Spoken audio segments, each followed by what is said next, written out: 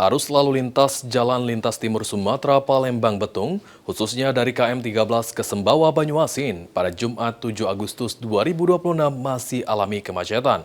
Walau tidak separah hari sebelumnya, pihak kepolisian yang bertugas harus membuka dua jalur dan mengalihkan sebagian kendaraan yang melintas.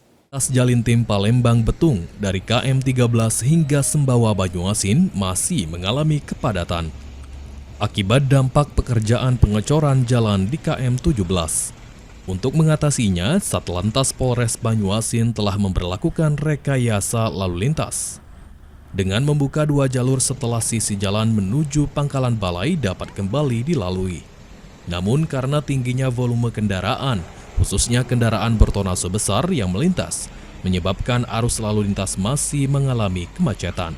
Sehingga petugas kepolisian harus ekstra keras melakukan pengaturan lalu lintas. Ingat, jalur pengecoran itu lebih panjang mengarah ke Pangkalan Balai sehingga terjadi perlambatan ataupun kepadatan dari arah Pangkalan Balai menuju ke arah Palembang.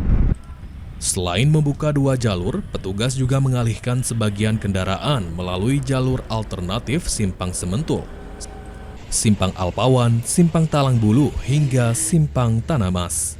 Muhammad Aidil, PAL TV.